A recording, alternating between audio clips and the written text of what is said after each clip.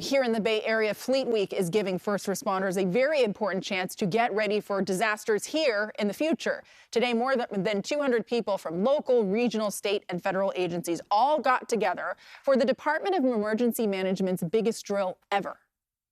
We have not experienced a major disaster since 1989, and even Loma Prieta earthquake that happened in that year, while it was bad, it was not the worst that we can expect. Well, the goal of this year's drill was to hone in on a very important component of disaster response, logistics, specifically transportation. Our Max Darrow was there from start to finish. When a disaster strikes, like the Loma Prieta earthquake did nearly 35 years ago, you see boots on the ground and a massive coordinated response. But in order for that to happen, all of the players involved need to be running the same playbook. Thank you, ma'am. Which is why military personnel, first responders, volunteers, and city workers, like Elijah Saunders, got a practice run in during Fleet Week by taking part in the Defense Support of Civil Authorities, or DSCA drill.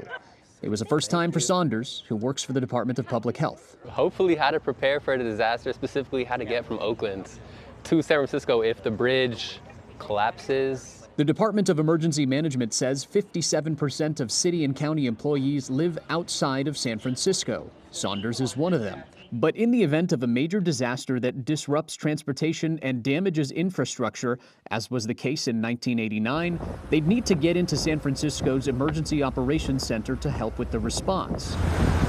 So first, they'd hop on a ferry. As a city worker, you're what's called a disaster service worker, a DSW.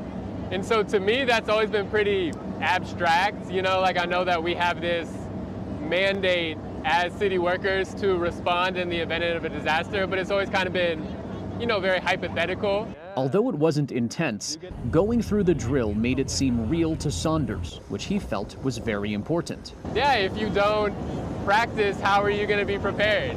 But then also you have these climate disasters, which are happening much more frequently all across the country and the world. So I think it absolutely could happen within my lifetime and within the time that I work for the city. Robert Smuts was also on board. He's the Deputy Director for the Department of Emergency Management. He says this was the largest exercise the department has conducted. You can do a lot doing a tabletop or just writing the plan, but there's no substitute for actually putting it in practice and testing all your assumptions and making sure you've thought of everything. Once people make it across the bay, their next mode of transportation would be by bus. As the exercise played out, Saunders' appreciation for it grew. I would imagine if this was real, there'd still be a lot of stress involved. There'd be a lot of anxiety. But I think, you know, having a bit of an idea of what to expect as far as like at least getting into the city definitely helped. My job is very different from preparing for emergencies, so it's very nice to know that there are people who are thinking about this and planning this type of stuff and yeah, putting a lot of thought into the preparation of these scenarios. So whether the big one or another kind of emergency, Saunders and others who'd play an important role in the response will be a little more sure of their footing from the moment disaster strikes.